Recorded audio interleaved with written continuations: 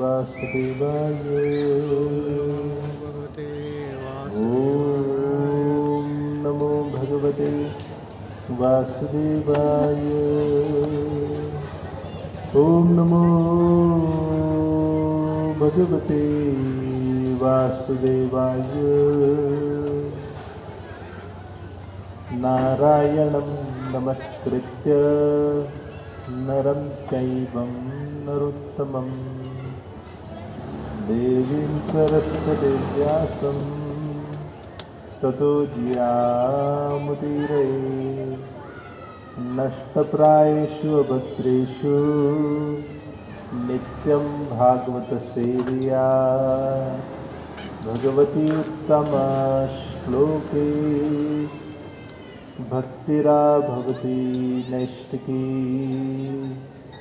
नमो विष्णुपादाय कृष्णप्रेष्ठाय भूतले श्रीमते भक्तिवेदान्त स्वामीति नामिने।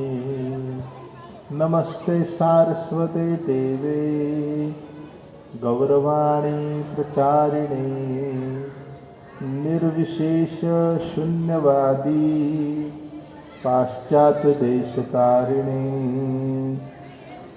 जय श्री कृष्ण चैतन्य प्रभु नित्यानंद श्री अद्वैत गदाधर श्रीवासादि श्री गौरभक्तवृंद। हरे कृष्णा कृष्ण कृष्ण हरे हरे, हरे राम राम राम हरे हरे। हरे कृष्ण कृष्ण कृष्ण हरे हरे, हरे राम राम राम हरे हरे। हरे कृष्ण कृष्ण कृष्ण हरे हरे, हरे राम राम राम हरे हरे।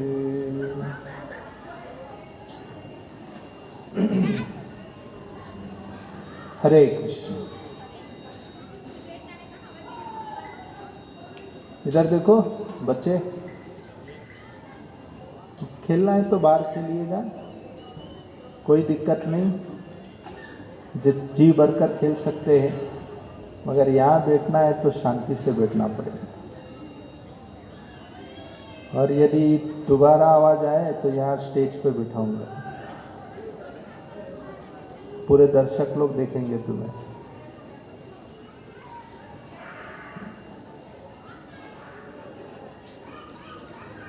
आए हुए समस्त भक्तों को हम हार्दिक स्वागत करते हैं।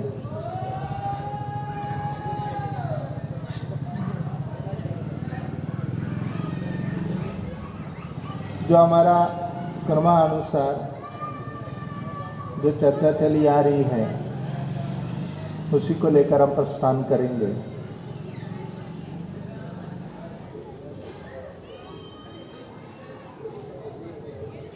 युधिष्ठिर महाराज राजगद्दी को स्वीकारने के लिए हिचकिचा रहे थे, क्योंकि उन्होंने देखा कि मुझे राजगद्दी तो प्राप्त हो रहा है, मगर इस राजगद्दी के पीछे मुझे कितनों का बलिदान देना पड़ा।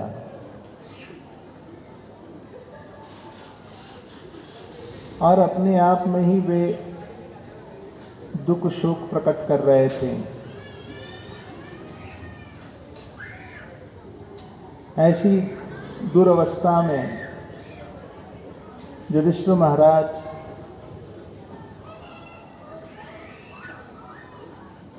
स्वयं भगवान श्री कृष्ण के द्वारा समझाने के बाद भी वे नहीं समझे। स्वयं वेद व्यास जी जिन्होंने समस्त वेदों को लिपिबद्ध किए, मगर तथापि जो भगवान सत्यावेश अवतार वेद व्यास जी के मुखारबिंद से जो शब्द निकले उस शब्द को भी सुनकर युधिष्ठिर महाराज को सांत्वना नहीं मिला, जबकि वेद व्यास जी ने भी समझाए।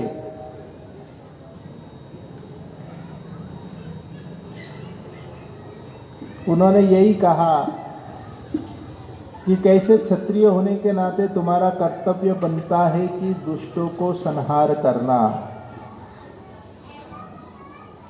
और दुष्टों को मारना कोई गलत नहीं है।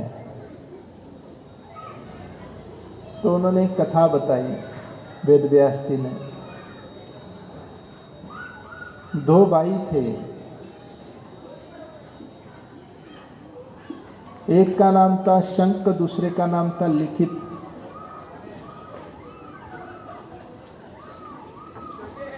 लिखित ने शंख के बगीचों से एक आम को खाए थे।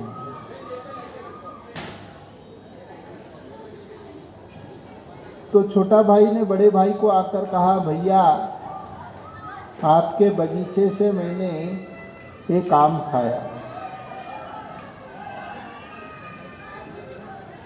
बड़ा भाई बड़ा विद्वान था, बड़ा शील स्वभाव वाला था, मगर उन्होंने अपने भाई के इस करतूत को देखा तो तुरंत उन्होंने कह दिया, क्या तुमने मुझसे पूछा था आम खाने के पहले? बोला नहीं, मैंने तो पूछा नहीं। तब तो तुमने मुझे बिना पूछे मेरे बगीचे का वृक्ष का फल खाया, यानी कि तुम चोर हो।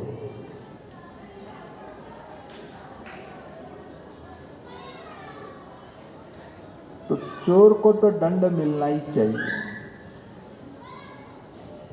तो ये छोटे भाई ने कहा, भैया तो मेरे लिए क्या सजा है? जाओ जाकर राजा को कह दो। सुधूर राजा था उसी नगर का, सुधूर राजा को जाकर कह दो। और ये लिखित आए और उन्होंने हाथ जोड़कर अपने गलती का एहसास करते हुए कहने लगे, हे राजन, मुझसे चोरी हो गई है तो मुझे सजा दीजिए। राजा बहुत खुश हो गया कि आज तक चोर तो चोरी करता है मगर हमेशा छुपाता है, ऐसा बोलने वाला चोर आज पहली बार देखे। उनकी ईमानदारी को देखकर बड़ा गदगद हो गया। सुधूर राजा ने कहा कि ठीक है, तुम्हारे हम अपराध को हम क्षमा कर देंगे, क्या बात है, क्या चोरी की है, ये तो हम पहले सुन ले। इन्होंने कहा कि मैंने आम चोरी किया। तो हंसने लगा राजा। अच्छा, आम चोरी किए इसके लिए आप अपने आप को दोषी ठहरा रहे हो चोर बोलकर? हंसते हंसते कहने लगे, हे ब्राह्मण, चिंता मत करो, तुमने यदि आम भी चोरी किया है तो हम दुगना आम उसे दे देंगे, तुम्हारी सारी सजा माफ। तुमने कहां से चोरी किया? बोले भाई के बगीचे से। तो और हंसने लगे, अरे तुम्हारा ही तो बड़ा भाई था, तो तुम अपने भाई के बगीचे से यदि तुमने आम भी खा लिए बिना पूछे तो उसमें दिक्कत क्या हुआ? बोले ना, मैंने बिना पूछे खाया तो मैं दोषी अपराधी हूं। बोला ना ना, तुम्हारे बड़े भाई को मैं समझा दूंगा। कुपित हो गया, हे राजन, तुम कर क्या रहे हो? मैंने आपको कहा कि मैंने गलती की है सो की है, मुझे तुम बिना सजा दिए क्यों छोड़ रहे हो? अब राजा भी हैरान, अरे आज तक कोई ऐसा बंदा नहीं मिला सजा लेने के लिए इतना जिद कर रहा है। बोले ना ना, तुम निश्चिंत हो जाओ, तुम क्यों इतना चिंता कर रहे हो, तुम्हारे भाई को मैं समझा दूंगा, उन्हें कई आम के वृक्ष दे देंगे। इन्होंने कहा, देखो राजन, यदि तुम मेरी बात को नहीं मानोगे तो मैं यहीं पर ही तुम्हें श्राप दे दूंगा। अब तो हद हो गई, राजा भी घबरा गया, अरे ये तो श्राप देगा। अब पनिशमेंट से तो सब डरते हैं, कौन चाहेगा कि वॉलंटरली पनिशमेंट ले, मगर यहां पर राजा ने देखा ये ऐसा ब्राह्मण है जो सजा लेने के लिए तैयार है, तो बोला ठीक है, अपने मंत्री को कहा, न्याय मंत्री को कहने लगे कि पता लगाओ कि इनको क्या सजा दिया जाए। तो न्यायालय मंत्री ने चोपड़ी मनुष्य संहिता खोलकर पढ़े, तो पढ़ते हुए उन्होंने कहा कि इन्होंने चोरी किया है, इसलिए इनके दोनों भुजाओं को काट दिया जाए।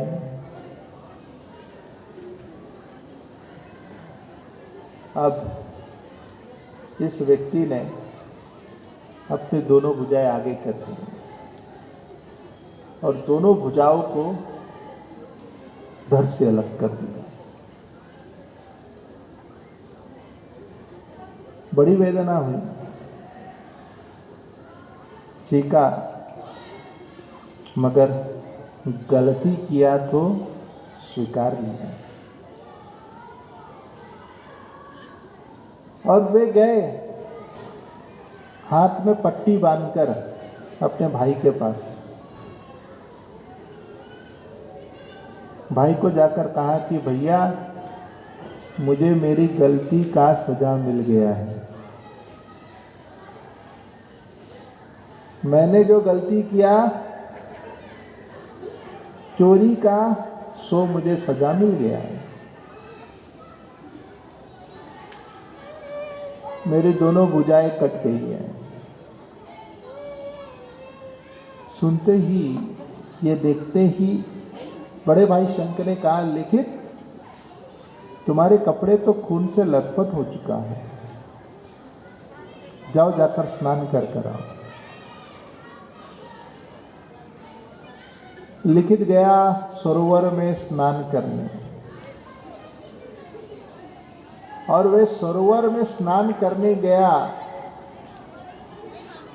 जैसे उन्होंने डुबकी लगाया, डुबकी लगा के जो ऊपर आए, उनके दोनों हाथ सलामत।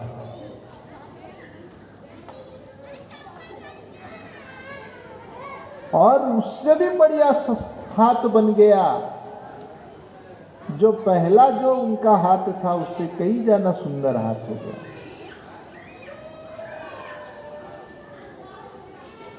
और उस सरोवर का नाम पड़ा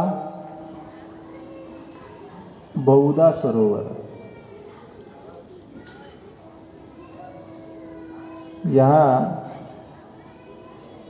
जब भाई के पास आए तो शंकर ने कहा, देखो लिखित, तुम मेरे भाई हो, इसलिए मैं चाहता था कि तुम्हारा दंड तुम्हें तुरंत मिल जाए।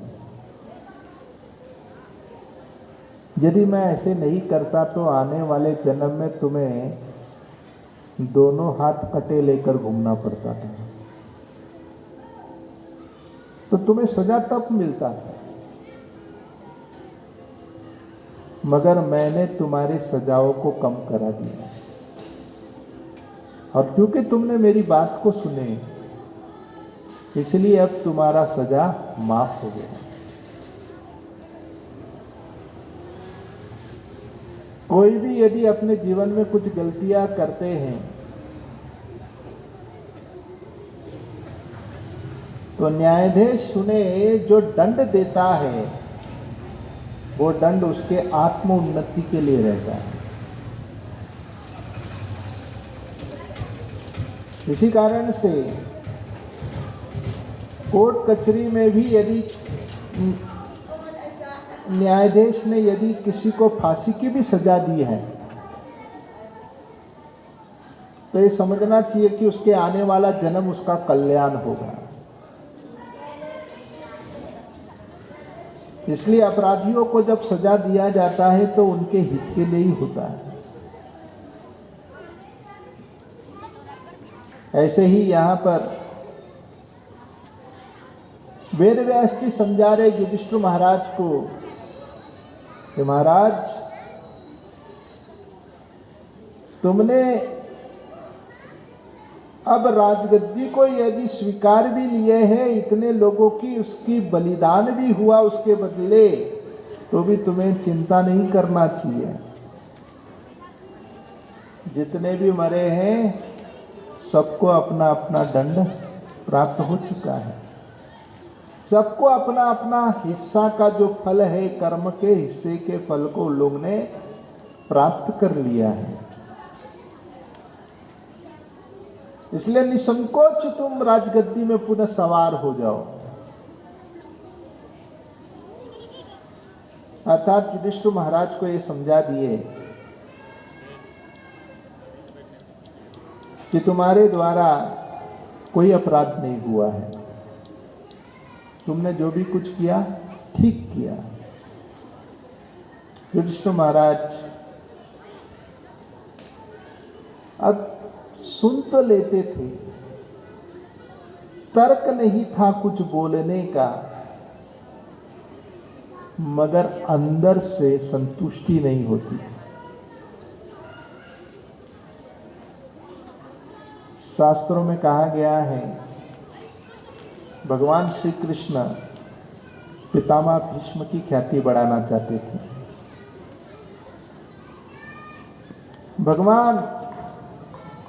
भगवान ने यह देखा कि मेरा भक्त पितामह भीष्म, उनकी ख्याति बढ़नी चाहिए। और उनकी ख्याति कैसे बढ़ेगी? जब पितामह भीष्म युधिष्ठिर महाराज को समझाएंगे। अर्थात इतने बड़े बड़े हस्तीगण जिन्होंने समझे नहीं, मगर पितामह भीष्म के द्वारा समझाने से समझ गए। अर्थात पितामह भीष्म की ख्याति इसी में बढ़ गई। 56 दिन तक पितामह भीष्म ने शास्त्र का उपदेश प्रदान किया, तीरों की सैया में लेटे लेटे। भला ये कैसे संभव होगा? हम तो केवल साधारण थोड़ा सा सर भी दुखता होगा और उस सर दर्द को लेकर यदि हम बैठे भी सत्संग में तो भी मन नहीं लगेगा। बार बार यही विचार आएगा कि कैसे मैं अपने सर दर्द को खत्म करूं। एक थोड़ा सा भी अगर दांत भी दुखता हो या घुटने में भी दर्द हो, व्यक्ति सत्संग सुन नहीं सकता, उसका चित्त लगेगा ही नहीं। इसीलिए तो भक्तों के लिए व्यवस्था करके रखे कुर्सी, ताकि नीचे बैठकर घुटना ना दुखाए। कुर्सी में बैठो, आराम से बैठो, आराम से बैठ के कथा सुनो। अब क्या बताए, अब हमारी अवस्था देखो, कोई अगर चिल्लाते भी है तो हमारा भी ध्यान विक्षेप हो जाता है।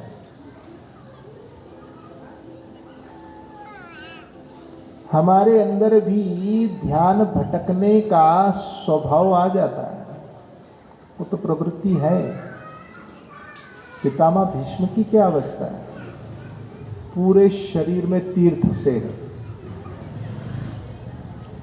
शरीर से रक्त नहीं पस निकल रहा है। कितनी वेदना हो रही थी पितामह भीष्म को। मगर ऐसी वेदना में भी पितामह भीष्म ने हरि कथा की। यह है पितामह भीष्म की महिमा। आज तक तो हमने देखा है, सुना है, कथा में कथा सुनने वाले कभी कभी व्यक्ति सो जाते हैं, है कि उसके पास चुनाव है। जो श्रोतागण होते हैं वो कथा सुनते सुनते सो भी सकते हैं, अब कोई उसे कोई रोक टोक नहीं होगा। कथा बोलने वाला सोएगा तो फिर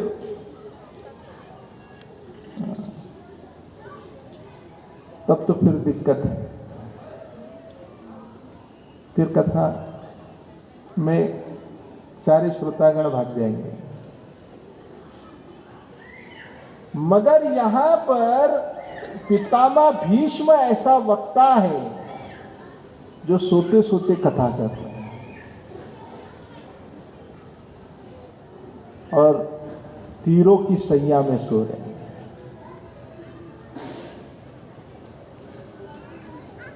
हम सभी के लिए सोना सोने में बड़ा मिठास लगता है। हम तो सुबह के 4 से 5 बजे का जो नींद है वो कभी हराम नहीं करना चाहते। यदि गलती से किसी ने उठाया भी तब तो फिर मुचुकुंद की दृष्टि खुलती है, बस इसे जलाकर अभी भस्म कर देंगे। जिस प्रकार मुचुकुंद ने काल यवन को जलाकर भस्म कर दिया, वैसा ही व्यक्ति उठता है, किसने मुझे उठाया? सुबह सुबह समझ में नहीं आता है।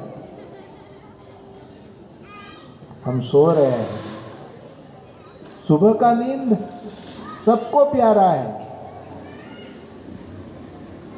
मगर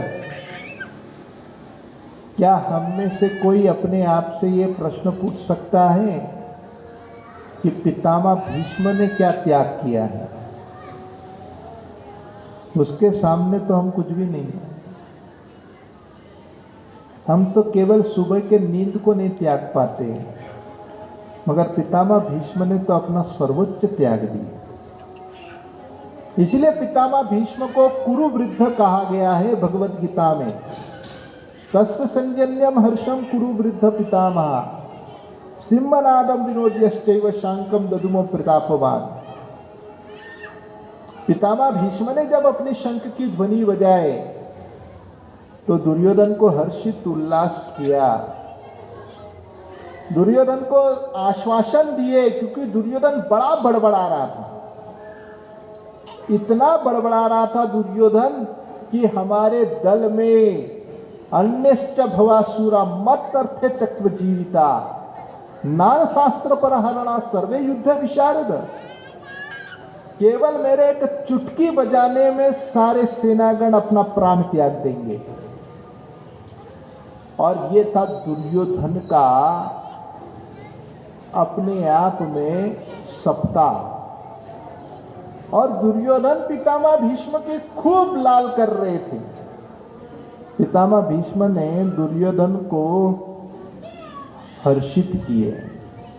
तस्य संजन्यम हर्षम, कैसे? कुरु वृद्ध पितामह सिंहनादम विनोद्यश्चैव, सिंह की गर्जना के समान उन्होंने शंख जो बजाए, जो शंख की ध्वनि सिंह की गर्जना के साथ दुर्योधन सुना तो उन्हें बड़ा आनंद आया। वाह, पितामह भीष्म हमारे साइड में है। पितामह भीष्म ने कहा, हे मूर्ख दुर्योधन, मैं तो तेरे साथ में हुई, मगर ये भी ध्यान रखना, तू तो मरेगा, साथ में मुझे भी लेके डूबेगा। हम में से कोई जीतने वाला नहीं है। जीत विपक्ष दल की होगी, क्योंकि सामने कृष्ण खड़े हैं। ज्येष्ठ पांडुपुत्राणाम, जहां पांडवगण है, यत्र योगेश्वर कृष्ण यत्र पार्थि धनुर्धर तत्र श्रियो विजयो भूति ध्रुवाणितिर्मतिर्ममा। संजय ने भी अपना मत दे दिया था। जहां पर भगवान श्री कृष्ण और अर्जुन की उपस्थिति है, निश्चित वहां पर विजय ध्रुव है। पितामह भीष्म इस विषय को पहले से ही जानते थे, इसीलिए आचार्य कहते हैं पितामह भीष्म को कुरु वृद्ध। अब उस रणभूमि में तो और भी अनेक अनेक वृद्ध लोग थे। भूरिश्रवा भी कम वृद्ध नहीं था, मगर भूरिश्रवा को कुरु वृद्ध नहीं कहा है, केवल पितामह भीष्म को कुरु वृद्ध कहा है, क्योंकि ये केवल आयु में वृद्ध नहीं थे, ज्ञान में वृद्ध थे। पितामह भीष्म ही एक ऐसे व्यक्ति थे जिन्होंने कंचन कामनी दोनों को त्याग दिया था। उन्होंने अपने जीवन में इस दोनों को नहीं स्वीकारे थे। लोगों की परिस्थिति जो है, अधिकतर लोग या तो कंचन या कामनी के चक्कर में फिसल जाते हैं, मगर पितामह भीष्म ऐसे नैष्ठिक ब्रह्मचारी थे, निस्वार्थ थे। ना कंचन की आवश्यकता थी, किसी प्रकार का पोस्ट नहीं, न कामनी, और न ब्रह्मचारी का, जिन्होंने बचपन से वचन पालन किए, ऐसे पितामह भीष्म जिन्हें कुरु वृत्त कहा गया है। इसलिए भगवान भी उनके भक्ति को देखकर स्वयं भगवान के चित्त को वे आकर्षित कर लेते थे, पितामह भीष्म। तो वर्णन आता है कि कृष्ण ने कहा, मेरा एक प्रिय भक्त तीरों की सैया में लेटा हुआ है, जो मेरी याद कर रहा है। चलो युधिष्ठिर, वहीं पर ही चलते हम, उसी ठिकाने पर। युधिष्ठिर महाराज को साथ लेकर चल दिए।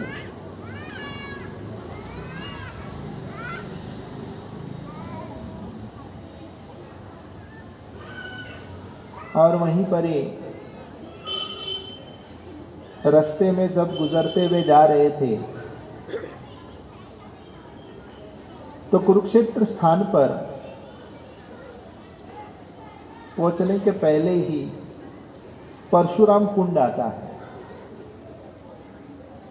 उस परशुराम कुंड को देखकर युधिष्ठिर महाराज ने जब जिज्ञासा की, युधिष्ठिर महाराज कहने लगे, परशुराम ने पूरे पृथ्वी में 21 बार क्षत्रियों का संहार किया, और यहां पर आकर उन्होंने प्रायश्चित किए थे। युधिष्ठिर महाराज ने पूछे कि परशुराम के विषय में कुछ बताइए। भगवान श्री कृष्ण परशुराम की गाथा गाते हैं। वे कहते हैं, माता सत्यवती जो गादी की पुत्री थी, जिनके पति का नाम था ऋचिक,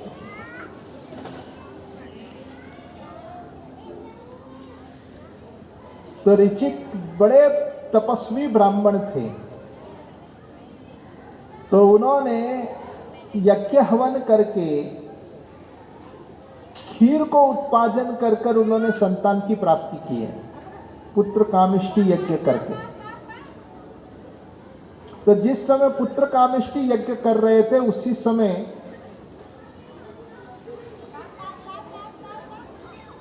सत्यवती की माता, उनके मन में भी जिज्ञासा हो गया कि मुझे भी एक पुत्र चाहिए। तो कहने लगी, देखो बेटी, तुम एक लौती हो, तुम्हारा कोई भाई नहीं है, तो क्यों ना तुम्हारे भाई के लिए भी तुम जरा कह दो कि थोड़ा खीर का प्याला हमें भी पिला दे।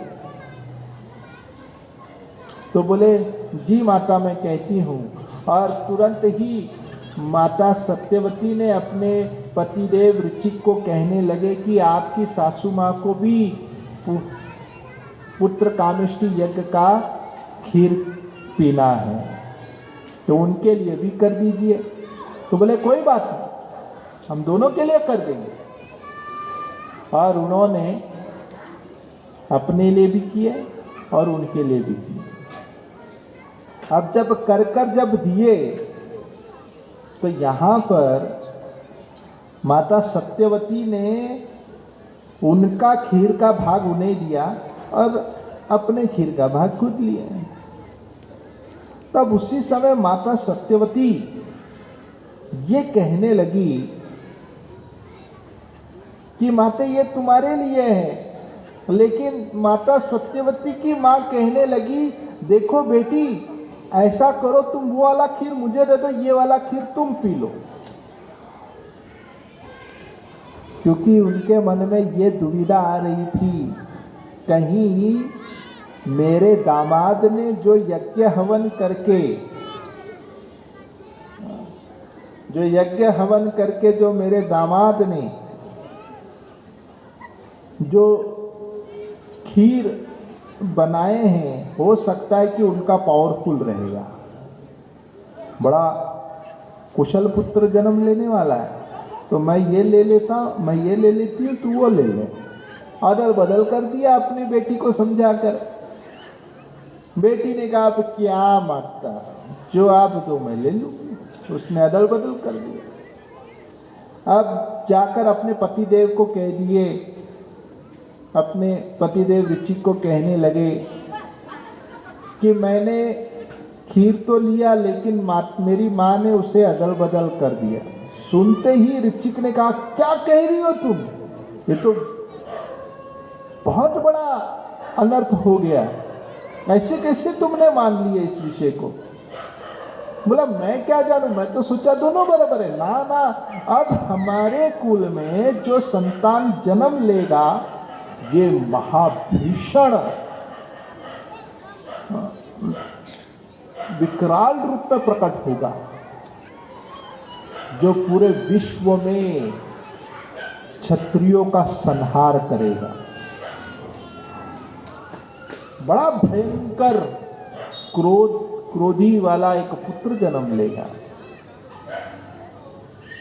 अब सुनते ये घबरा गई, बोली कि अब ऐसा क्या था वो खीर में। बोले वो खीर में ब्राह्मण का पुत्र जन्म लेने वाला था और इस खीर से क्षत्रिय पुत्र लेने वाला था जन्म, मगर तुमने तो अदल बदल कर दिया। और इसी कारण से गाधी को विश्वामित्र मुनि का जन्म हुआ, जो आगे जाकर ब्राह्मण गुण प्रकाशित किए। मगर यहाँ पर ऋचिक को पुत्र जन्म लेने वाला था परशुराम। बड़ी विनती की, तब ऋचिक ने अपने तपस्या की शक्ति से परशुराम को एक कदम आगे पोस्टपोन कर दिए, तो उनको जन्म हुआ जमदग्नि। और जमदग्नि का पुत्र हुआ परशुराम। और इनके विषय में बताते हैं कृष्ण की, जब भी पृथ्वी में क्षत्रिय जब दुराचार्य कार्य करते थे, ब्राह्मण होकर भी क्षत्रिय का वर्ग लेकर पूरे क्षत्रियों का संहार करते थे। हाँ, कुछ कर सकते हैं क्या बच्चों? आप पीछे बैठ जाओ ना थोड़ा। और यहाँ पर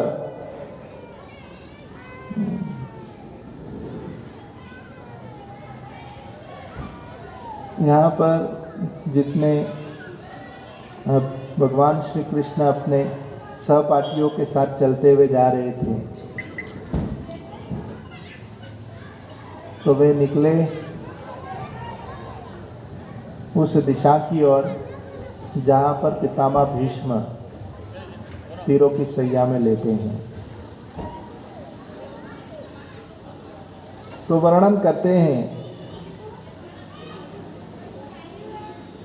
दृष्ट्वा निपत्तिं भौमौ दिवश्च्युतं विमंबरां परेणुमु पांडवा भीष्मं सानुगः सह चाक्रीणा।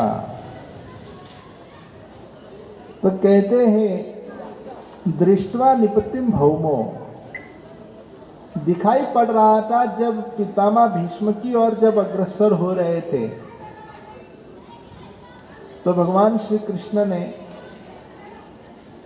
अपने रथ को कई कदम दूर खड़ा कर दिए।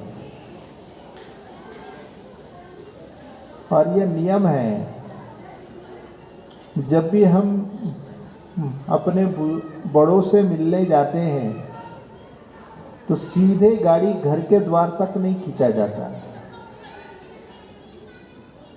यदि भगवान के मंदिर भी जाते हैं तो उन्हें सीधे गाड़ी को सीधे मंदिर के एकदम द्वार तक सटा नहीं देना चाहिए, कुछ कदम चलने की भी फासले रखनी चाहिए। और ऐसे ही यहाँ पर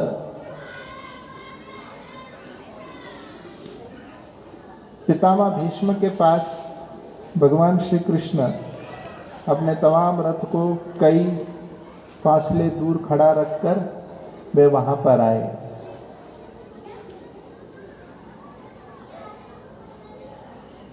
अब इसमें ये भी शिक्षा यही है कि क्योंकि कृष्ण को पता था कि अब कथा शुरू होने वाला है, तो कथा शुरू होने वाला है तो निश्चित है कि घोड़ा कुछ ना कुछ हिनहिनाएगा, और घोड़ा के हिनहिनाने में कहीं कथा में विक्षेप ना आ जाए। इसलिए किसी भी प्रकार के शोर शराबा ना हो, ऐसे सोचकर भगवान श्री कृष्ण ने घोड़ों को कई कदम दूर रख दिए थे। कथा जो होता है इसी प्रकार श्रवण किया जाता है। जो आयोजक होते हैं वो बड़े सावधान रहते हैं कि कैसे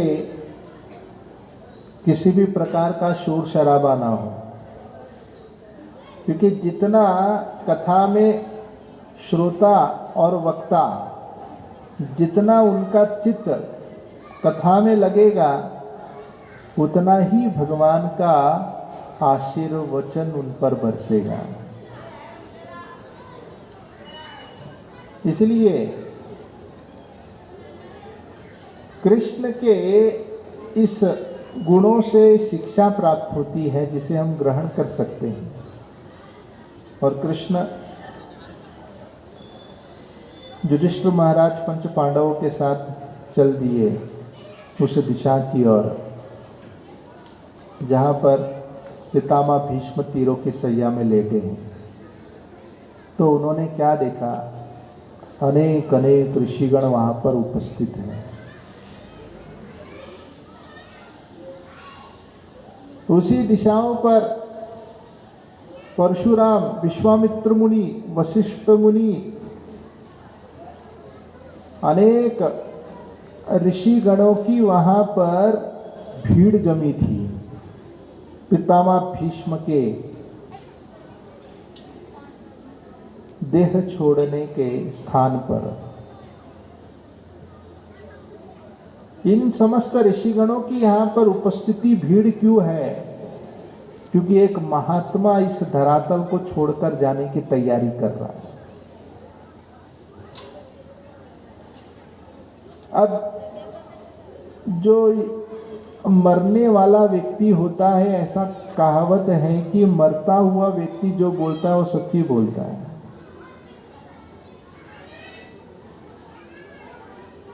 यहाँ पर कोई साधारण व्यक्ति नहीं है, महात्मा है 12 महाजन में, जो अपने देह छोड़ने के पूर्व समय पर कुछ वचन कहने वाले हैं।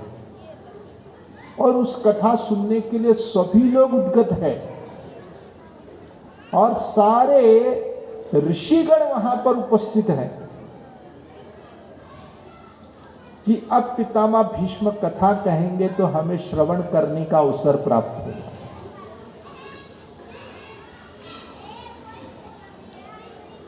यहां पर पितामह भीष्म सबको सिखा रहे हैं मरने की कला।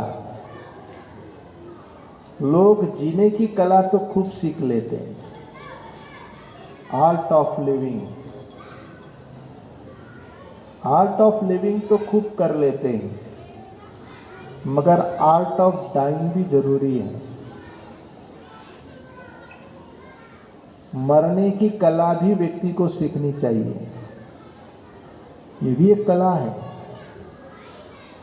कि कैसे व्यक्ति अपने जीवन में मृत्यु की तैयारी करे। यदि कोई मरने की तैयारी नहीं करता तो व्यर्थ ही अपने जीवन को बर्बाद कर रहा है। इसलिए कहा गया है, life is a preparation, death is our examination.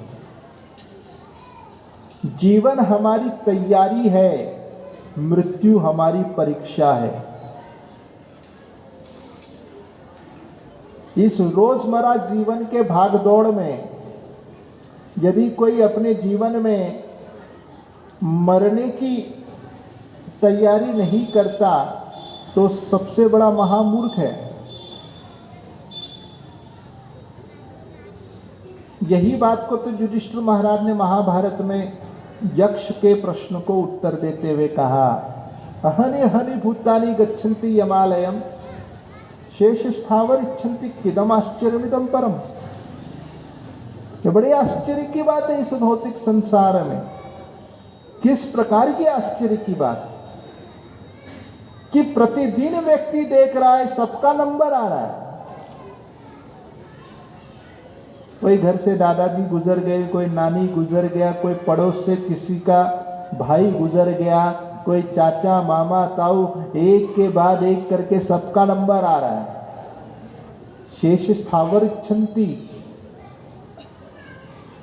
बच्चे कुछ लोग क्या सोचते, आई एम एक्स्ट्राऑर्डिनरी, मेरा नंबर नहीं आएगा, मैं कभी नहीं मरूंगा।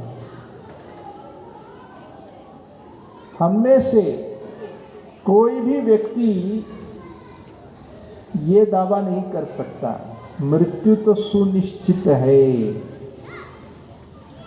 किसी का सिंगल टिकट नहीं है। सभी लोग रिटर्न टिकट के साथ ही आए, चाहे धनी हो, राजा हो या नौकर हो, सबको यहां से जाना है। परीक्षा सभी को देनी है और ऐसी परीक्षा में कौन व्यक्ति पास हो सकता है, वही व्यक्ति अपने जीवन में सफल हो सकता है। अंते नारायण स्मृति, जिन्होंने अंतिम समय पर नारायण का स्मरण कर लिया, उसका जीवन धन्य है। श्रील प्रभुपाद जी, हमारे इस्कॉन के फाउंडर आचार्य श्रील प्रभुपाद जी बहुत सुंदर एक उदाहरण प्रस्तुत करते हैं। एक समाज में एक नगर का एक राजा था और उस राजा को एक साधु सन्यासी आकर समझाने लगा कि देखो अब समय बीत चुका है, अब तुम भगवान के भजन साधन में लगो, अब तो जीवन की तैयारी करो, जीवन में तैयारी करो मृत्यु की। अब इस राजे ने कहा, अब इतनी भी क्या जल्दी है, अब तो जीना है बरसों, इतनी क्या जल्दी है। राजा ने कहा, अब साधु ने देख सुना इस राजा की बात को तो कहते हुए अंतिम बात कहा, ठीक है मैं जाता हूँ, लेकिन मैं तुम्हारे राज दरबार में एक पागल व्यक्ति को छोड़कर जाना चाहता हूँ। बोले पागल? बोले हाँ। क्या काम है रहेगा इसका? बोला कुछ नहीं, ये तुम्हारे दरबार में केवल चक्कर लगाता रहेगा, तुम्हारे नगर में केवल चक्कर लगाता रहेगा, और इसके हाथ में एक डंडा रहेगा, और ये डंडा लेकर घूमता रहेगा तुम्हारे नगर में। कब तक? तब तक ये घूमता रहेगा जब तक इसको इससे बड़ा कोई पागल नहीं मिलता। तो राजा ने कहा, हो लेने दो, कोई बात नहीं। अब साधु तो चला गया। अब इस समय बीतता गया, राजा की आयु भी घटती गई। अब ऐसा एकाएक इस राजा को जानलेवा बीमारी पकड़ ली। चिकित्सक ने कह दिया कि अब तुम चंद दिन के, चंद घंटों के मेहमान हैं, तुम्हारी मृत्यु निकट है।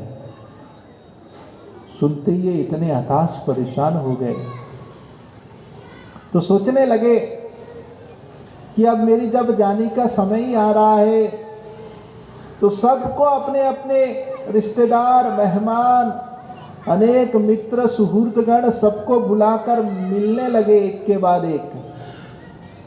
उसी क्षण उन्हें ये बात याद आई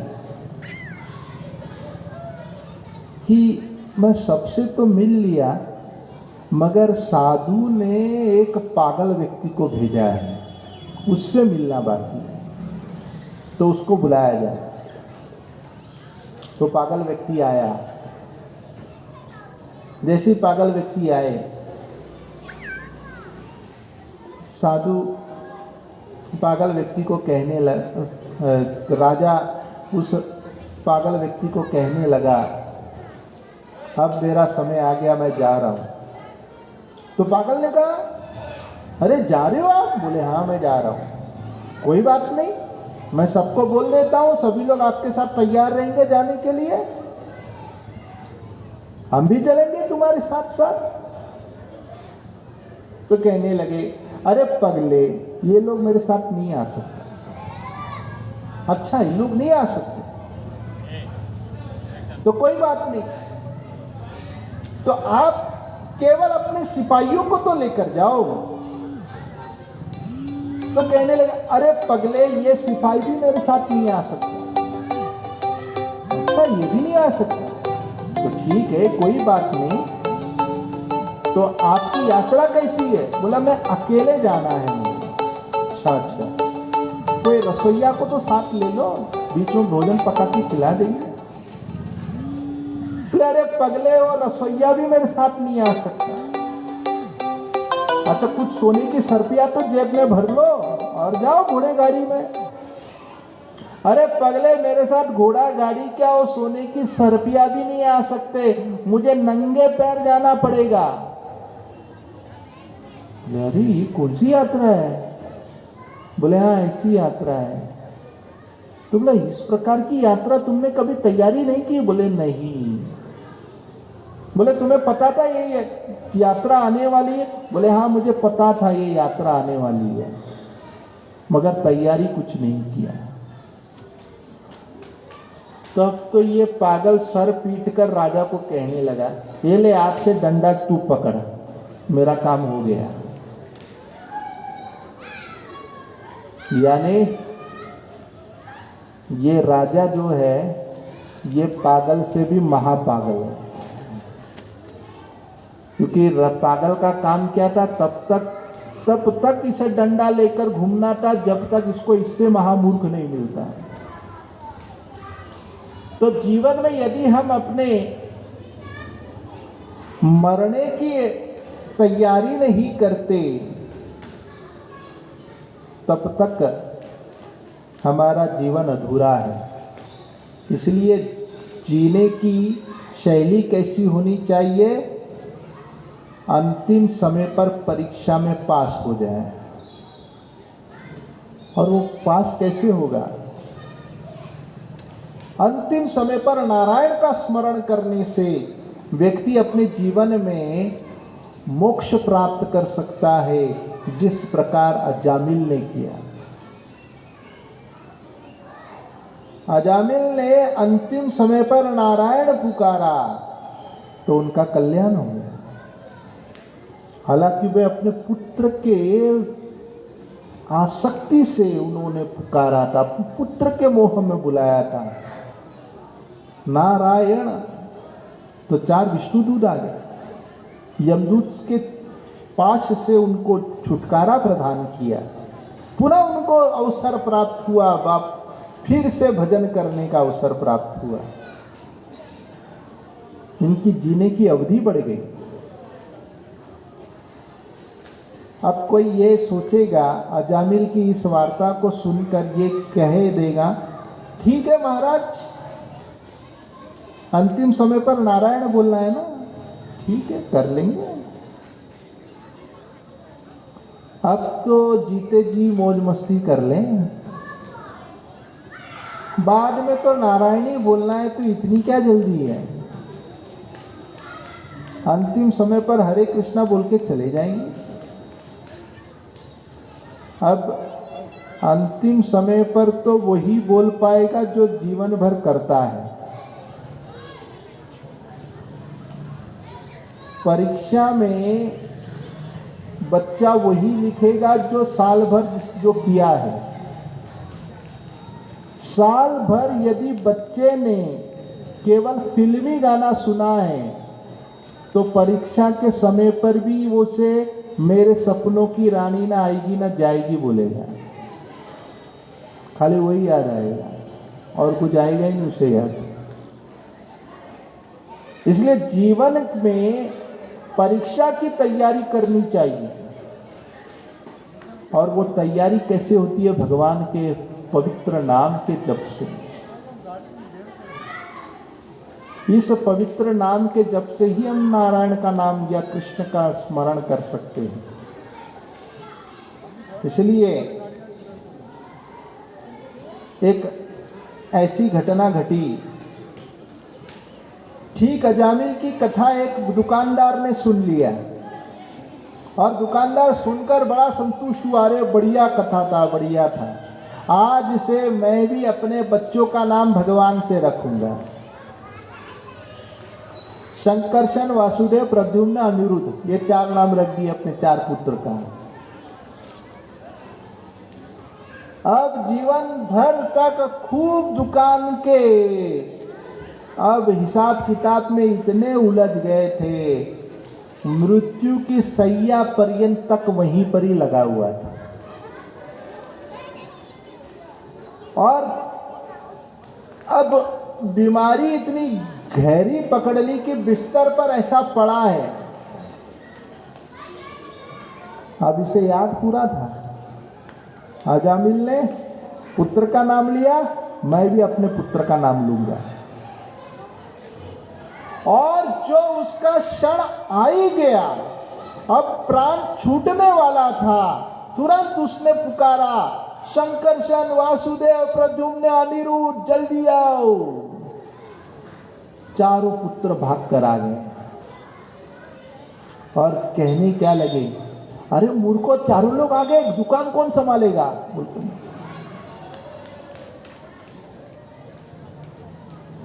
उस समय मरते वक्त भी उनको दुकान की ही चिंता हुई, और उनको मिला क्या? उसी दुकान में चूहे का शरीर, तो चूहा बन के घूम रहा है। तो भले ही हम अपनी खूब बुद्धि लगाकर भगवान को मूर्ख बनाने की कोशिश करें, मगर भगवान से कौन चतुर हो सकता है? इसलिए तैयारी शुरू से होनी चाहिए। एक दादाजी अपना देह छोड़ रहा था, तो पोता कह रहा था, दादाजी हरि बोल, दादाजी हरि बोल। अब दादाजी को सुनाई नहीं दे रहा पोता बोल क्या रहा है, क्या कोको कोला? अब वह हरि बोल बोल रहा था, इसको कोको कोला सुनेगी। अब फिर से हो गया जन्म मृत्यु का चक्कर।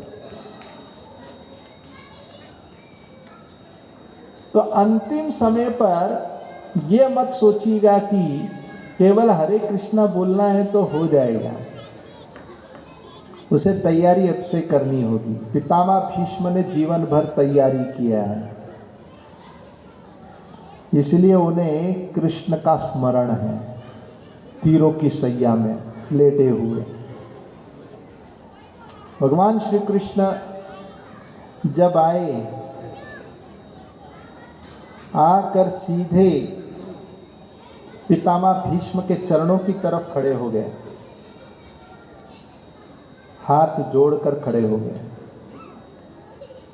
आज भगवान कृष्ण अपने भक्त का दर्शन कर रहे हैं।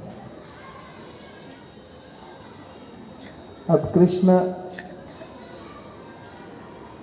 पितामह भीष्म के चरणों के पास खड़े हैं। पितामह भीष्म की सीधी दृष्टि कृष्ण पर पड़ी। यहाँ पितामह भीष्म कृष्ण के सौंदर्य को निहार रहे थे। संपूर्ण ब्रह्मांड भगवान में ही दिख रहा था।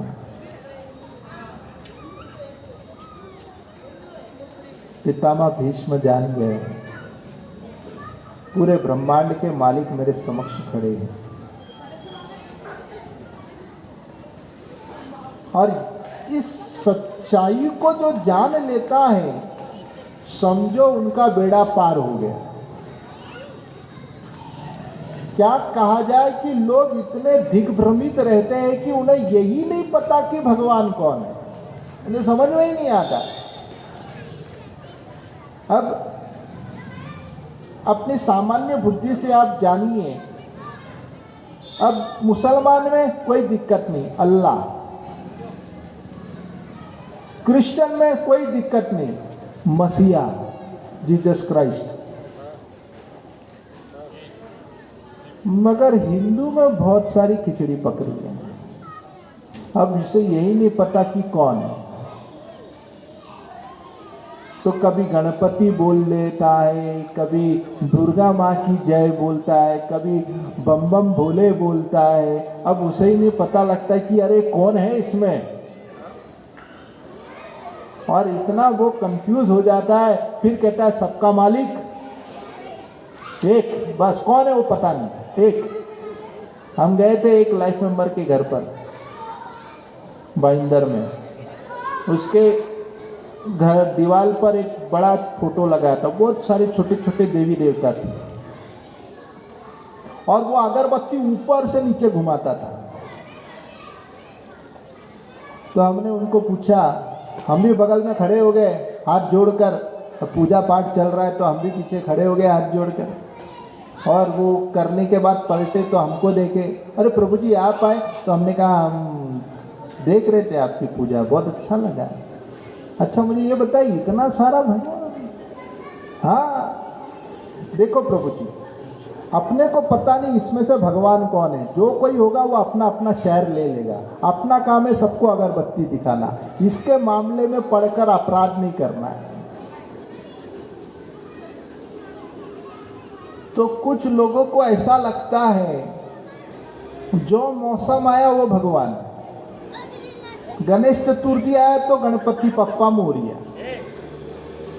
नवरात्रि आया जय माता दी, शिवरात्रि आया हर हर महादेव। अब उसे ही नहीं समझ में आता रे कौन भगवान है। और इसी कारण से हमारे हिंदू संस्कृति पूरी तरह तहस नहस हो चुकी है, उसे समझना चाहिए। सबका मालिक एक तो है, मगर वो एक है कौन ये जानिए। सब एक है कहते, सब कुछ एक है। कभी कभी व्यक्ति भौंकला जाता है जब वो 3 चौराहे के सामने महादेव, दाएं तरफ गणेश जी, बाएं तरफ दुर्गा जी, अरे किसके पास पहले जाए? तो जो हाथ जोड़ता रे सबकी जय हो बोल के निकल जाता। अब उसे ही नहीं पता कि इसमें से कौन श्रेष्ठ है।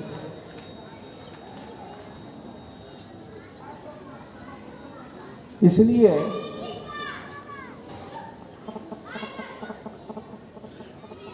भगवत गीता पढ़ने वाला व्यक्ति वही सफल हो सकता है जो कृष्ण को भगवान मानता है। नारायण ही सब कुछ है। अब कोई कह सकता है ठीक है आप लोग हरे कृष्णा वाले इसलिए कृष्ण की जय जयकार कर रहे हैं। नहीं, अच्छा हम में तो सब ये जानते हैं कि सबसे पहले गणेश जी को प्रणाम किया जाता है। सब मानते हैं कि नहीं? कितने लोग मानते हैं? हाथ ऊंचा करिए। बहुत खूब, बहुत खूब। श्री गणेश पहला होता है, सही बात है। यद पाद वल्लभ युगम विनिदाय कुंभाद वंदे प्रणाम समय गणादि राजा विघ्नन विहंत मलमस्य जगत्तरस्य गोविंदमादि पुरुषम तम हम भजामि। गणेश जी के विषय में बताते हैं। अब गणेश जी की भी पूजा करना है। गणेश जी जो सबसे प्रथम पूजनीय है, यदि गणेश जी की भी अगर किसी को पूजा करना है तो पहले आचमन किया जाता है। कोई भी कर्मकांडी ब्राह्मण को पूछ लेना। कोई कर्मकांडी ब्राह्मण है इधर? नहीं है कर्मकांडी ब्राह्मण, ठीक है। तो आप देख लीजिएगा, ये केवल हरे कृष्णा वाले हैं इसलिए नहीं बोल रहे। किसी भी पंडित को पूछ लीजिए, गणेश की पूजा के पहले नारायण का नाम लिया जाता है। ओम नारायण नमः, ओम माधवाय नमः, ओम गोविंदाय नमः। जब तक आचमन कर कर नारायण का नाम नहीं लेते तब तक गणेश को भी प्रणाम नहीं कर सकते। अब इससे तो सारा खुलासा हो गया। अब आगे क्या चर्चा करना है? नारायण ही आदि मध्य अंतस्तु सर्वत्र गीत गायन्ति। नारायण ही आदि है, मध्य है और अंतिम है। उन्हीं से शुरुआत होता है, उन्हीं से ही अंत होता है। जो इस बात को जान लिया, बहुनाम जन्मनाम अन्ते ज्ञानवान माम प्रपद्यते वासुदेवम सर्वमिति सहमात्मा सुदुर्लभा। बहुत दुर्लभ आत्मा होते हैं ऐसे जो इस बात को जान लेते। यहाँ पर पितामह भीष्म जो तीरों की सैया में लेटे हैं, सामने ही पितामह भीष्म के समक्ष कृष्ण खड़े हैं हाथ जोड़कर कि आज मेरा प्रिय भक्त मेरे लिए कथा करने वाले मुझे प्रसन्न करने के लिए कथा करेंगे। भगवान को अति प्रसन्न करने वाला कोई बात है तो उनके गुणगान। पितामह भीष्म कृष्ण को देखकर आंखों से अश्रुधारा झरझर बरसा रहे।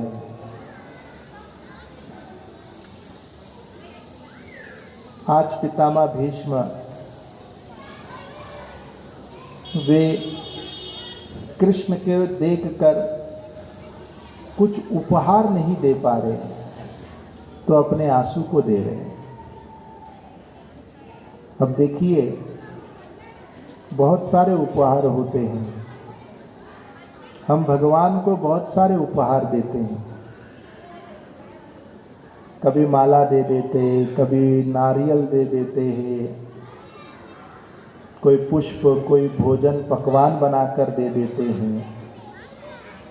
मगर आंसू का उपहार कौन देता है? भगवान को सबसे प्रिय जो उपहार है वो है हमारे आंसू का उपहार। अर्थात हृदय से निकलने वाला जो आंसू जो है वो भगवान को पूरी तरह पिघाल देता है। हम यही छोड़कर सब कुछ देते हैं।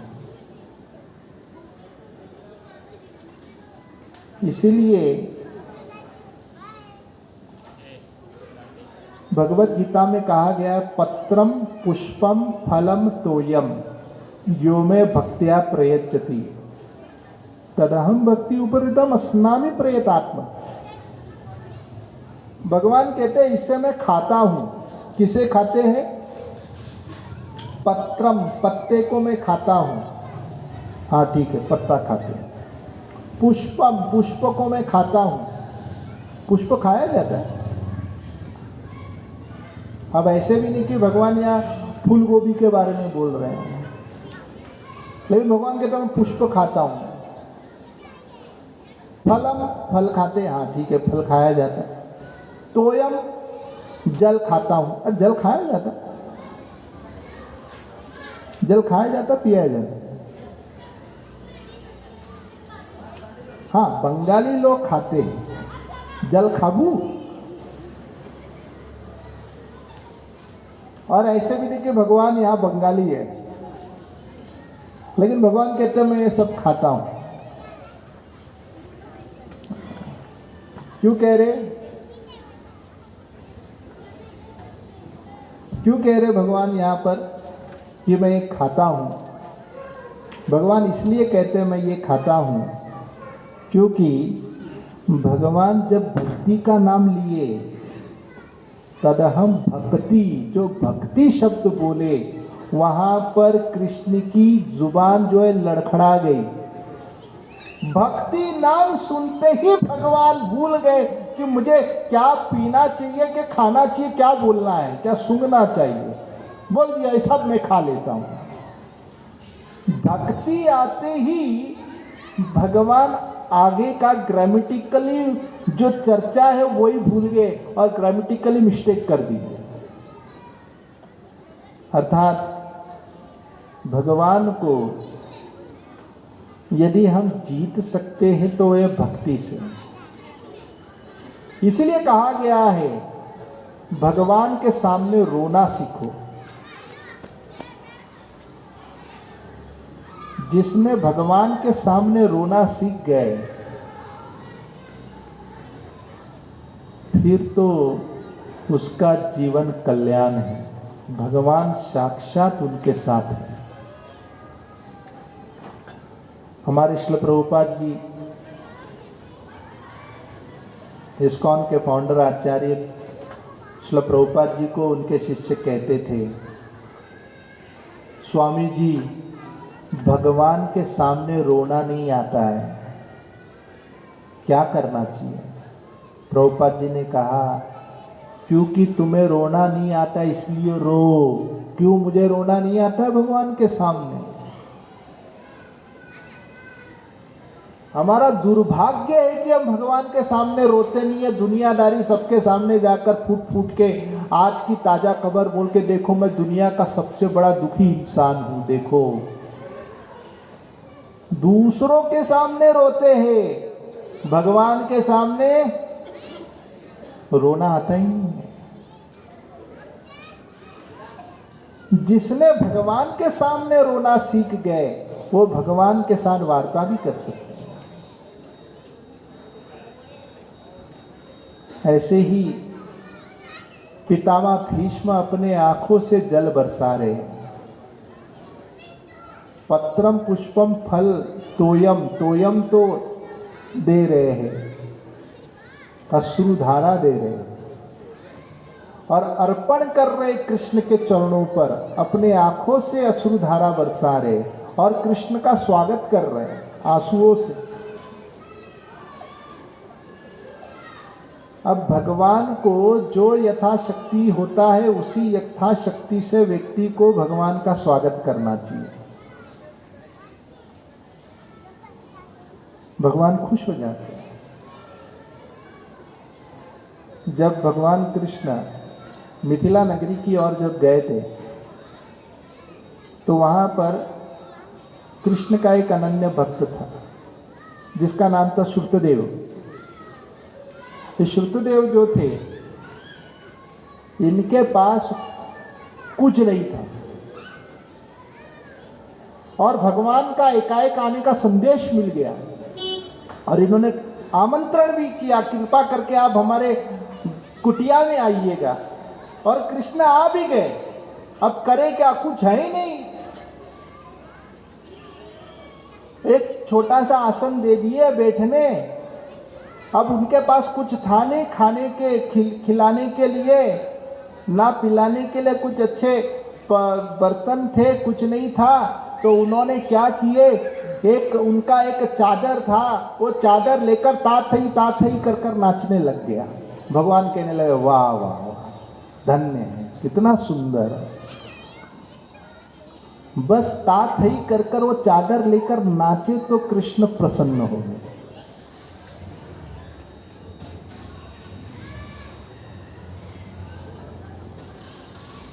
तो इसका अर्थ ये नहीं कि आप लोग भी ऐसे करिएगा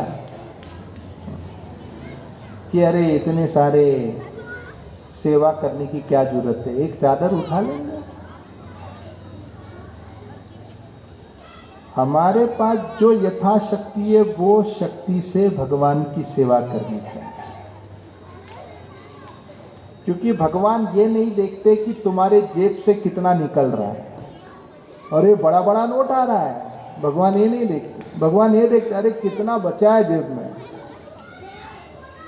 भगवान की दृष्टि उधर जाती है कि जेब में कितना छुपा के रखा। इसलिए देने की शिक्षा लेनी चाहिए। तो ऐसे ही पितामह भीष्म ने भी देने की शिक्षा की और हमें शिक्षा दिए। और क्या, कैसे, आंखों से झरझर आंसू बरसाकर कृष्ण को स्वागत कर रहे हैं। वे पूर्ण पुरुषोत्तम भगवान, वे ठीक पितामह भीष्म के चरणों के समक्ष ही खड़े थे। तो उनकी जो उत्तरी जो थी, वो उत्तरी पितामह भीष्म के चरणों को छूकर कृष्ण के मस्तक को चूम रहा था। अब कृष्ण तो सीधे पितामह भीष्म की चरण धूलि तो नहीं ले पा रहे, क्योंकि पितामह भीष्म संकोच करेंगे। तो भगवान की उत्तरी ने वो काम कर लिया। ये वही उत्तरी है जिस क्षण भगवान कृष्ण रथ से उतर कर पितामह भीष्म की ओर रथ का चक्का लेकर दौड़े थे मारने के लिए, उसी क्षण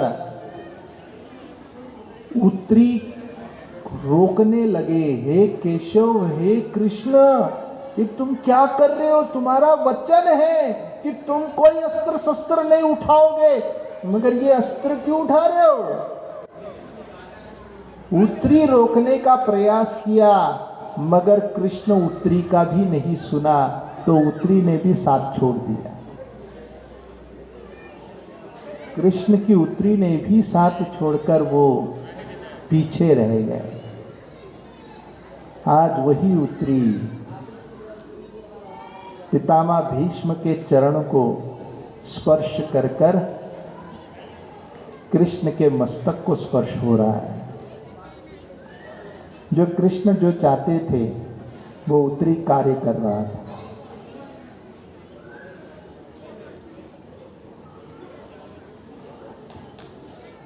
भक्त के चरण धूली, भक्त चरण धुलिया, भक्त पद जल, भक्त भुक्त अवशेष, यही 3 महाबल। भक्ति में यदि किसी को बलवान बनना है तो ये 3 चीज लेना बहुत जरूरी है। भक्त की चरण धूली,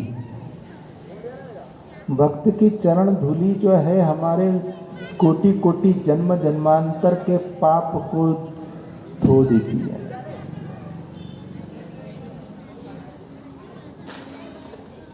ऐसे ही पितामह भीष्म के समक्ष अब वे पूर्ण पुरुषोत्तम भगवान कृष्ण युधिष्ठिर महाराज को साथ लेकर आए हैं। पितामह भीष्म को भगवान कृष्ण कहते हैं कि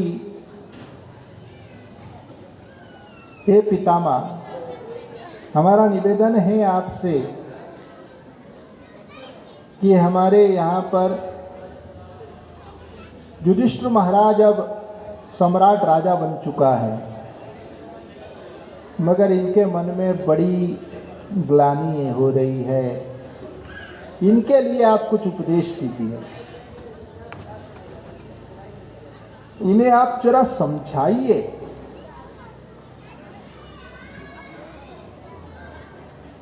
कि इनके साथ कोई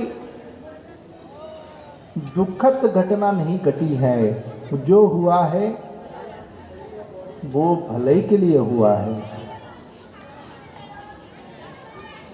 मगर इनके मन में बड़ा शोक है। तो आप कृपा करके कुछ इनके विषय में 2 लफ्ज़ बोलिए। और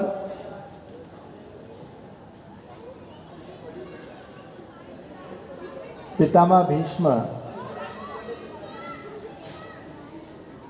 उन्होंने जब देखा कि युधिष्ठिर महाराज के मन में इस प्रकार की ग्लानि हो रही है, तो पितामह भीष्म ने कहा कि आपसे बड़ा वक्ता कौन हो सकता है यहाँ पर, आप ही सबसे बड़े वक्ता हो और आप हमें कह रहे हो बोलने के लिए, मानो कि कह रहे कि छोटी मुंह बड़ी बात क्या करें। अब आप हो ना, अब आप जब हो तो हमें बोलने की क्या आवश्यकता है। कृष्ण ने कहा कि मैं तो बोल सकता हूं, मगर मुझे तुम्हारी ख्याति को बढ़ाना है,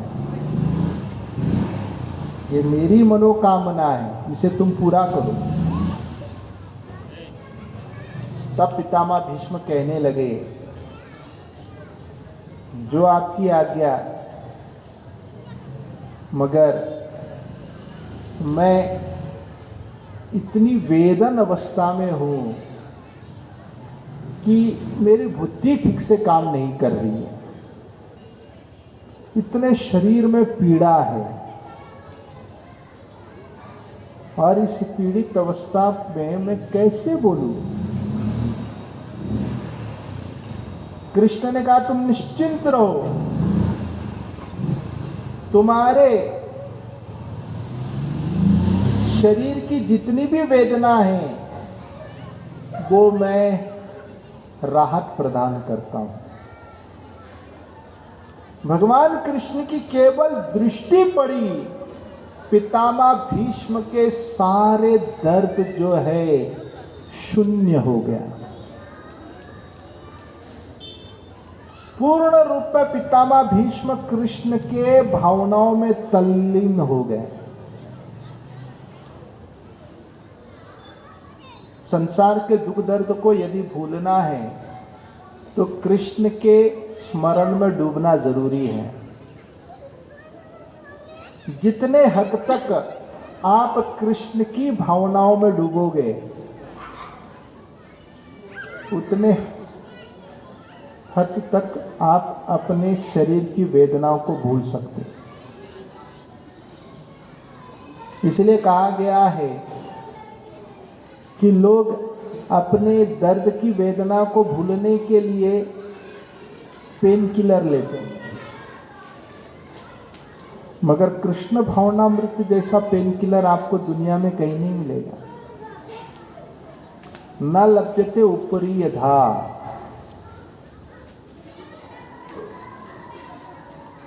पूरे ब्रह्मांड में ऐसा आपको औषध नहीं मिलेगा जिस औषध से आपके तमाम वेदनाएं नष्ट हो जाए। इसलिए बताया गया है कि जिंदगी के दुख संकट को भूलने का एकमेव मार्ग है कृष्ण भावनामृत एनेस्थेसिया इंजेक्शन लो। कृष्ण भावनामृत एनेस्थेसिया इंजेक्शन ये हमारे तमाम दर्द को भुला देता है। जैसे डॉक्टर जब उन्हें अगर ऑपरेशन करना है तो वो ऑपरेशन करते वक्त पहले सुन्न होने का इंजेक्शन देते हैं, और ये सुन्न होने का इंजेक्शन देने से वो बड़े आरामदायक सोया रहता और डॉक्टर उसके सारे ऑपरेशन कर लेता। वैसे ही जिसने अपने जीवन में या जो मरीज एनेस्थेसिया इंजेक्शन नहीं लिया है, तब तो डॉक्टर के ऑपरेशन केवल छुरी चलाने मात्र से वो तो चिल्ला बैठेगा, वो तो चिल्लाएगा, क्योंकि उसे दर्द सह ही नहीं जाएगा।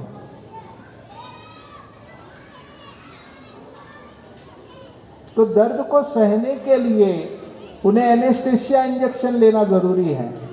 कृष्ण भावनामृत कथा जो है वो हमारे संसार के कष्ट को भुला देता है।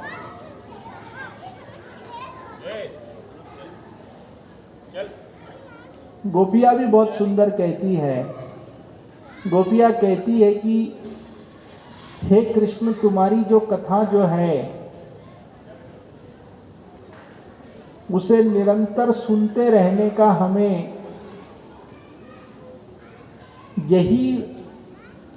इसी प्रकार का मन लगता है कि निरंतर आपकी कथा सुनते रहें। और वो कहती क्या है? वो कहती है कि हमारा जो कान जो है वो चिड़िए का घोंसला बन गया है। अब आपने देखा होगा चिड़िए के घोंसले में चिड़िया किसी अन्य पक्षी को आने नहीं देता।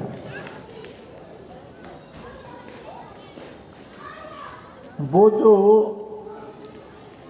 कभी कौवे ने अपने घोंसले में अंडा रखा है,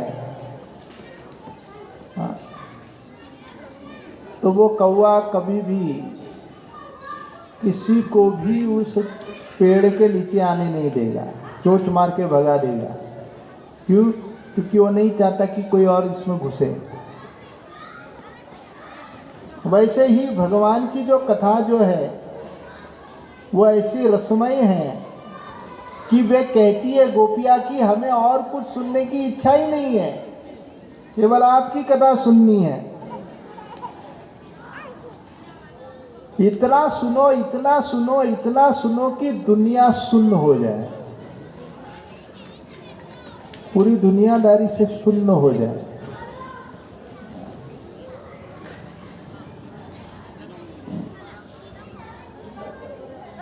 किनके इनके अकाउंट होल्डर का बड़ी मेहनत से किए। चल मिलेगा, आपको मौका मिलेगा।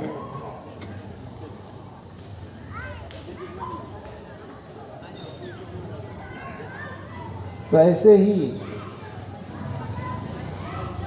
पितामह भीष्म क्योंकि कृष्ण के इसमें पूरी तरह तल्लीन हो चुके थे, इसीलिए वे इस समस्त दुख दर्द को भूलकर वे अब कथा करने के लिए आरंभ कर रहे थे। तो कहा गया है दृष्ट्वा निपतितम भौमो, ऐसा प्रतीत हो रहा था कि आकाश से कोई तारा टूटकर गिर पड़ा है, कोई देवता भूमि पर आ गिर पड़ा है। और इतनी प्रज्वलित तेज वहां से निकल रहा था पितामह भीष्म के देह से कि साक्षात देवता दिखाई दे रहा था। महाभारत में पितामह भीष्म के विषय में वर्णन आता है, ये सत्य है। पितामह भीष्म कोई और नहीं, स्वयं 8 वसु में एक वसु है। मगर स्वर्ग से भूमि पर कैसे आए पितामह भीष्म, इसकी एक कथा है। तो कहते हैं कि जब 8 वसु जब अपनी पत्नियों के साथ जब स्वर्ग में टहलने के लिए निकले पिकनिक बनाते हुए, तो वे उस बगीचे की ओर गए जहां पर वशिष्ठ मुनि का बगीचा था। और उसी बगीचे की ओर वहां जाकर सारे वसु, जितने 8 वसु अपनी अपनी अर्धांगिनी के साथ थे, तो सबसे ज्येष्ठ जो था वो था द्यू। द्यू की पत्नी ने कहा कि अरे ये नंदी गाय कितनी अच्छी लग रही है। अब वो जो नंदिनी जो थी वो किसकी थी? वशिष्ठ मुनि का। और वशिष्ठ मुनि के पास ऐसा स्पेशल गाय था जिसके दूध पीने से पृथ्वीवासी भी यदि उसके एक बार भी दूध पी ले तो 10,000 वर्ष तक वो जिएगा। ऐसी आयु बढ़ा देता है। अरे क्या कहा जाए, पृथ्वी के कोई देशी गाय का दूध पिए तो कैंसर नाम के रोग बीमारी कभी उसके जीवन में आएगा ही नहीं। देशी गाय का दूध का कमाल है। अब स्वर्ग के नंदिनी की तो गाय का क्या कहा जाए। तो इनके मन में इच्छा जगी और अपने पतिदेव को कहने लगे कि हम इस गाय को उठा लेते। अब पत्नी ने कहा, तो पति ने कहा अरे किसी और का है। बोल ना ना मुझे चाहिए, बस चाहिए मतलब चाहिए, मुझे पृथ्वी में किसी को पैक करके देना, मेरी सहेली को देना है। अब उसको गिफ्ट देना था और वो भी चोरी का माल। और वो भी क्या चोरी करना, नंदिनी गाय। तो द्यू ने कहा अरे तो ऋषिवर का है, कुछ हुआ तो ना ना मुझे चाहिए। अब हीरोइन ने अगर कहा तो हीरो तैयार रहता है। ठीक है तैयार है, हम निश्चिंत रहो, हम लेकर आएंगे। अब द्यू ने क्या किया, अपने तमाम जितने छोटे भाई थे सबको जमा किया। बोले क्या वो उठाना है, किसे, गाय को। बोला अरे क्या हो रहा है, अरे बड़ा भाई बोल रहा है सुनना पड़ेगा। ठीक है सुनेंगे, चलो चलते हैं। चल दिए। अब नंदिनी गाय के चुपचाप रस्सी खोलते हुए उसे गोनी में डालकर लेकर गए वहां से। अब काम तो सफल हुआ, मगर वशिष्ठ मुनि की अर्धांगिनी को जब देखने लगी नंदिनी गाय गायब है, चारों तरफ खोजने लगी। आपन जानला पाहिलत का, अब दिख ही नहीं रहा है। अब कहाँ देंगे वो, कौन से अखबार रख देंगे। और पोछते पोछते गए अपने पतिदेव के पास, जाकर खबर दे दिया कि अरे नंदिनी गाय नहीं दिख रही है। वशिष्ठ मुनि ने तुरंत ध्यान लगाए, ध्यान लगाते ही उन्हें पता लग गया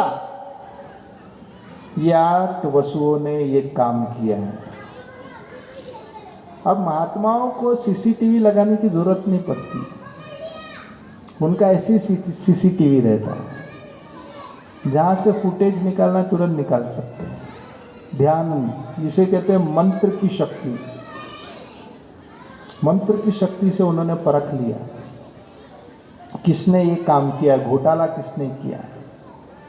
8 वसुओं को श्राप दी, जाओ मैं तुम्हें श्रापित करता हूं कि तुम लोग नंदिनी गाय का तुम लोग चोरी कर रहे हो, तो तुम लोग इस स्वर्ग में रहने लायक नहीं हो। तुम नालायक गण पृथ्वी में जाके रहो, मनुष्य बन जाओ। अब स्वर्ग के वासी जब एक दूसरे को गालियां देते हैं तो क्या गालियां देते हैं, जा मनुष्य बन जा। अब हमारे बिरादरी लोग को लगता होगा अरे क्या बात है, मनुष्य बनने में क्या है, नुकसान क्या है। कभी कभी मनुष्य लोग आपस में झगड़ते हैं, कुत्ते की मौत मारूंगा तुझे, याद रखना। अब सारे कुत्ते के समाज मिलकर मीटिंग कर रहे, कुत्ते की मौत क्या है? अब किसी को गालियां देना है तो लोग कहते कुत्ते, और उसको गालियां इसी देते कुत्ते। अब कुत्ते लोगों को समाज में कुछ, अब कुत्ते को कुत्ता बोलो क्या फर्क पड़ता है? कुछ फर्क नहीं, कुत्ता ही है ना, उसमें कुछ सी बड़ी बात। बल्कि वो तो गर्व से कहो हम कुत्ता है, ऐसा बोलेगा। और यहाँ पर स्वर्ग के वासी लोग एक दूसरे को गालियां कुत्ते बोलते नहीं, मनुष्य मनुष्य बोलते, जा तू मनुष्य बन जा, श्राप देते। और हमको लगता है गर्व से कहो मनुष्य है। स्वर्ग के वासी गण एक दूसरे को गालियां मनुष्य के रूप में देते हैं। देखो हमारा क्या कैटेगरी है, और वहां पर उनको श्राप दे दिया, जा मनुष्य बन जा। वे लोग गिरे पृथ्वी में। अब सारे 8 वसुगण को जब एक खबर हुआ वशिष्ठ मुनि ने श्राप दे दिया, तो दौड़ भाग कर गए, चरण पकड़े, वशिष्ठ मुनि के क्षमा कर दो। तो बोले ठीक है, बहुत गिड़गिड़ाने लगे। अब महात्मा बड़े दयालु भी होते हैं, बोले ठीक है, मगर जिसने रस्सी खोला है ना उसको ज्यादा दंड मिलेगा। और रस्सी खोलने वाले वसु का नाम था द्यू, उसको और उनकी पत्नी दोनों को दंड मिलेगा।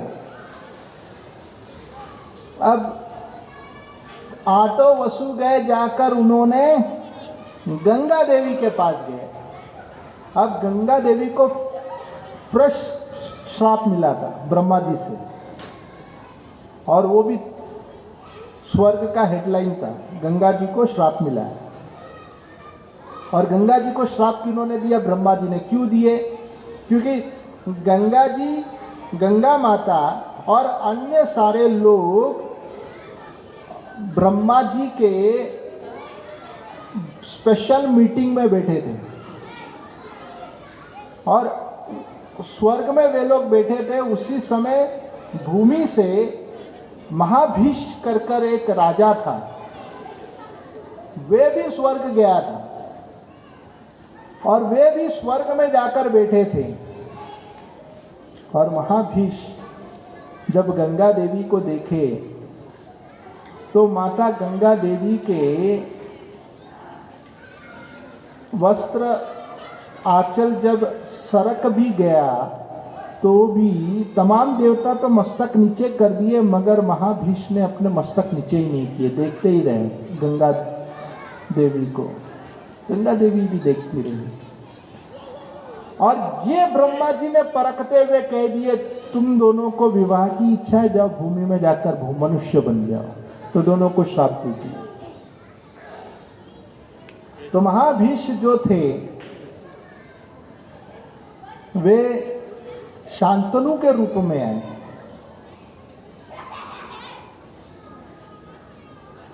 और भूमि पर गंगा देवी वे जब आए तो सीधे महाराज प्रताप जब बैठकर ध्यान लगा रहे थे तो सीधे उनके महाराज प्रतीप के सीधे दाहिने तरफ के गोद में जाकर बैठ गए, और गंगा देवी कहने लगे कि मुझे तुमसे शादी करना है। तो महाराज प्रतीप ने कहा, ना ना, अर्धांगिनी का स्थान तो बाएं तरफ रहता है, तुम तो दाएं तरफ बैठे हो, इसलिए मैं तुम्हें अपना बहू बनाऊंगा। तुम बेटी समान हो। बेटी को या माँ का स्थान दिया जाता है दाएं तरफ। और महाराज प्रतीप के पुत्र शांतनु के साथ गंगा देवी का विवाह हुआ। गंगा देवी को 8 वसु ने पहले से निवेदन किया था, हमारा जन्म होते ही हमें डुबा के मार देना। इसलिए गंगा देवी का जब सहमति जब शांतनु के साथ हुआ तो गंगा देवी ने शांतनु के साथ एक शर्त रखी कि मैं शादी तो करूंगी लेकिन एक शर्त पे। क्या? मैं कुछ भी करूं मुझे प्रश्न नहीं पूछने का। यदि तुमने मुझसे प्रश्न पूछा उसी दिन ही टाटा बाय बाय।